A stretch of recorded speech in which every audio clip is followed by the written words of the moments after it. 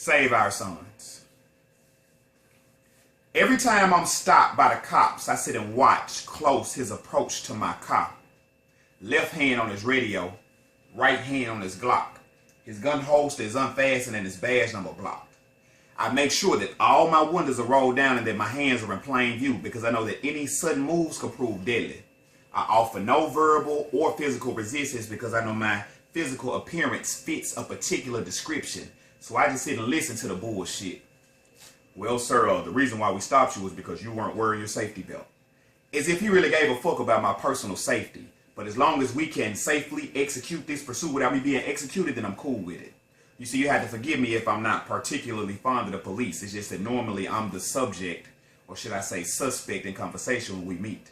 And so that brings me to our dearly departed brethren, Mike Brown, whose life was predicated by premeditated murder at the hands of the strong arm of the law, unlawfully. He was met with that officer's fury. Before he got a chance to meet the judge, the prosecutor of the jury, his face had already determined his fate. It seemed like all niggas facing his funerals and court dates. And now here we are faced with yet another tough decision because, I mean, come on, let's be real. Had Mike Brown been killed by somebody who looked like him, you wouldn't have gave a fuck. You'd have just changed the television. White cop killed black boy, you want his head on the stick. Black boy killed black boy and don't nobody know shit. No evidence, no witnesses, and ain't nobody gonna snitch. So you walk and talk and behave like animals until somebody treats you like one. Now everybody want to walk the streets singing we shall overcome. Well, it's obvious to me that you don't understand. We had just as much to do with Mike Brown's death as that cop did. All that cop did was showed you a little value we apply to the bodies of black lives. I mean, how many black male homicides get nationally televised? Because it was 6 of them just this past weekend in Memphis. More black boys were killed in one summer than soldiers in the Iraq war, yet no uproar. You see, homie, every time you shoot, you contribute to a proof that your existence and or coexistence is of minimal value, thereby making you more expendable. You just one less nigga we got to worry about.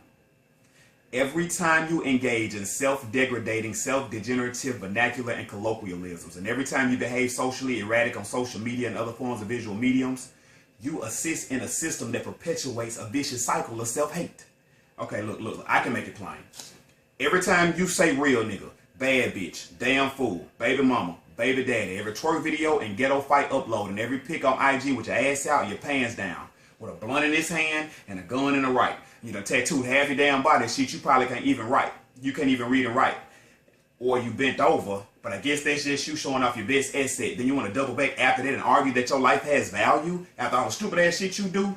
Well, I guess we could just be entertainment in a circus. You know, they say if we're not rapping a lyric or holding a ball, then we're worthless. And I am so unapologetic about how harsh I sound. I wish I could take a match and burn world-star hip-hop to the fucking ground. And what the fuck is an ice bucket challenge? I mean, no disrespect to ALS, but I'm more concerned about SOS. Save our sons. So I offer this challenge. I challenge Barack Obama to single-handedly, exclusively, specifically, and deliberately do something to guarantee the conviction of the man responsible for Mike Brown's fatality. I challenge Oprah Winfrey and Tyler Perry to put up 10% of their salaries, fund agricultural and vocational projects in the projects. I challenge both of the reverends, Jesse Jackson and Al Sharpton. Although I appreciate your contribution, we need real solutions for 2014. This is not 1963. And stop coming out only when it's convenient for you to be on TV. I challenge every single black professional athlete to mentor at least 4 black boys. I challenge every rapper to just tell the truth. Stop lying to the youth, especially when you know the lifestyle you rap about ain't you. And I challenge all those who truly love hip-hop to sign a petition to end that stupid-ass show Love and Hip-Hop. And lastly, I challenge you. Fuck a $1 Million Man March. Put $1 million up and build a school. I move for the privatization and ostracization of the education of little black boys with a curriculum in self-esteem, self-motivation, self-reliance, science, history, English, arithmetic, and self-defense. I move for an overhaul in the use of tactical force on behalf of the police force, especially since it's used so frequently on people who look like me, because I could have very well been Sean Bell, Ezell Boyd, Jordan Davis, Oscar Grant, Timothy Stansberry, Trayvon Martin, and now Mike Brown. All my brothers gone too soon. Their lives had value. My life has value too.